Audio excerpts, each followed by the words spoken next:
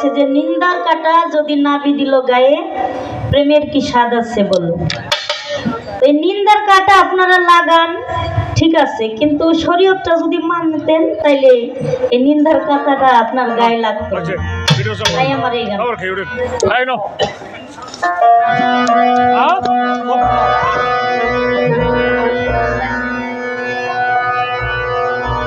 ওরে মুশরিক হইতে মাগরি,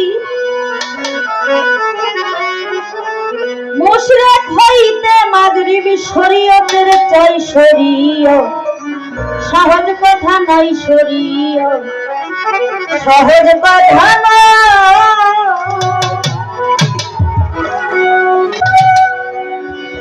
মুশরিক হইতে মাগরিব, মুশরিক হইতে মাগরিব শরীয়তের চাই শরীয়ত, সহজ কথা নাই শরীয়ত, সহজ কথা নয়। মুশরিক হইতে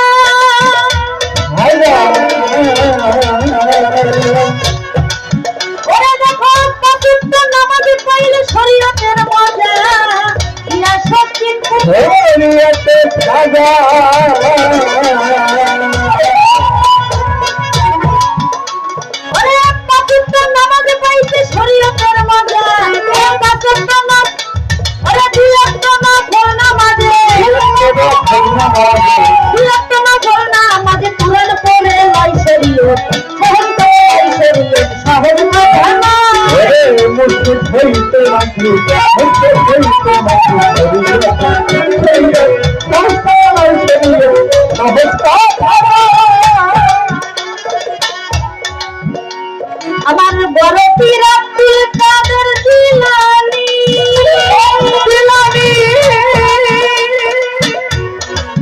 ওরা দেখো গাড়িটা ছুটি আছে মালাই মাথার খনি, বড় পীর আব্দুল কাদের জিলানী,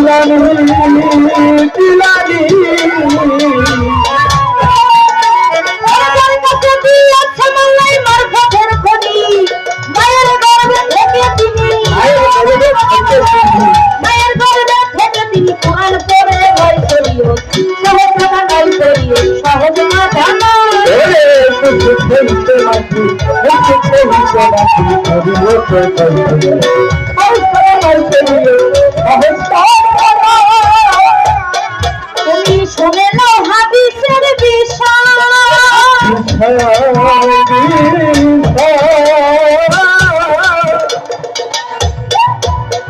একটা আলেম লোকের মুখ দেখিলেই 10টা নেকি হয়। শুনে নাও শরীয়তের বিষয়,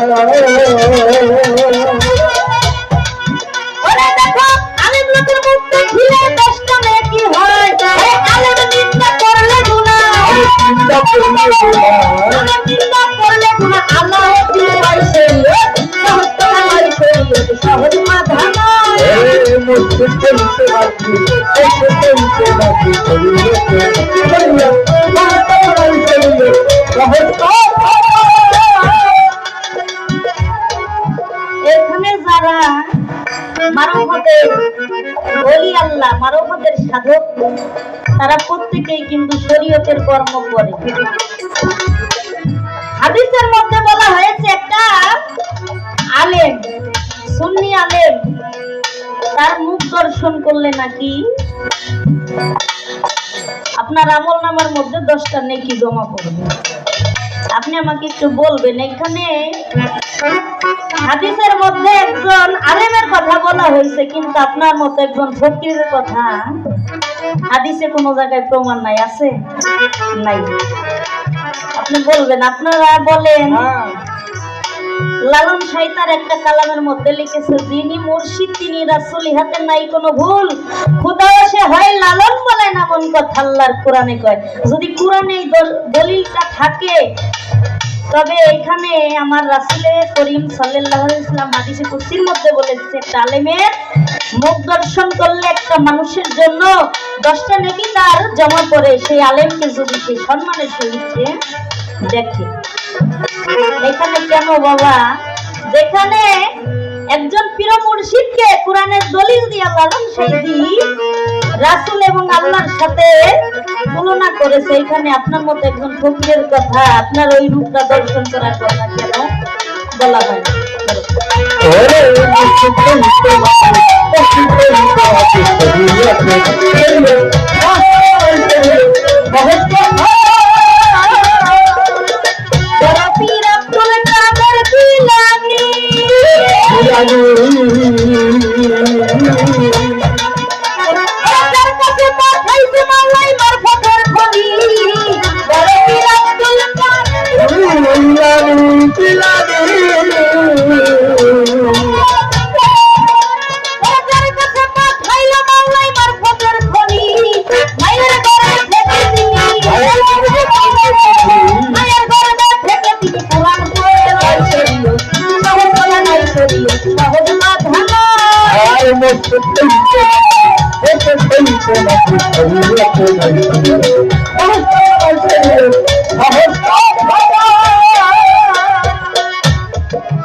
আমার কাছে প্রশ্ন করেছে, আমার রাসূল মিরাজে গেলেন 52 বছর বয়সে,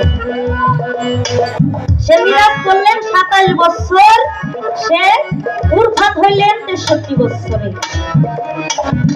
তাইলে সে মিরাজে যদি 27 বছর গিয়ে থাকে, এইখানে 52 বছর থেকে 27 বছর হিসাব করলে আসে 79 বছর। সে কেন 63 বছরে উরফাত বলেন?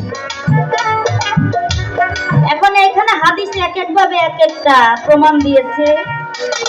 কোন কোন হাদিসের মধ্যে আছেন রাসূল করিম সাল্লাল্লাহু আলাইহি সাল্লাম 41 বছরে মিরাজে গিয়েছিলেন, আর কোন কোন তাসওয়ুফের মধ্যে আছে, অনেক ভাবে অনেক হাদিস কোরআন দলিল আছে। তো আমি যতটুকু জানি, আমার রাসূল কিন্তু দুনিয়া আসার পরে মিরাজ করেন নাই। এই মিরাজে যাইয়া যে কোরআন নাযিলটা হইছে, এটা আমার রাসূলের একটা কর্মের অনুসারে আমার রাসূল আল্লাহ তাকে ভালোবেসে এই কোরআনটা তাকে বকশিশ স্বরূপ দিয়েছে, দান করেছে। এটা যে মিরাজের বিনিময়ে কোরআন পাইছে, এটা আমি বিশ্বাস করি না আর কেউ বললে করতে পারে। কারণ আমার রাসূল যে মিরাজ করেছে, এই মিরাজটা সে দুনিয়ায় আসার আগে থেকেই তার ধ্যান সাধনার মধ্যে ছিল। কারণ আমার আল্লাহ যদি চাইতো, আমার রাসূলকে 313 জন নবীর আগে পাঠাইতে পারত। কেন পাঠায় নাই? এই 313 জন নবীকে পাঠাইয়া যখন দেখছে মানুষকে ইসলামের দাওয়াত স্বরূপ ভাবে কোন নবী দিতে পারলো না, মানুষকে হেদায়েত করতে পারলো না, তারপরে আমার রাসূলকে প্রেরণ করেছে। কিন্তু এখানে আমি আপনাকে এই কথাটা ওইভাবে বলবো না যে কেন 27-এর ব্যবহার হয়েছে, এটা আমার শরীয়ত মোতাবেক আমি বলতে পারবো। 27-এর কর্মের কথা যদি বললেন, এটা আপনার মারো হতে পারে, এটা আমি গোপন কথা, আমি শরীয়তের পালা নিয়ে কেন বলবো? আমার শরীয়তে যতটুকু বলা প্রয়োজন আমি ততটুকু বলার চেষ্টা করব।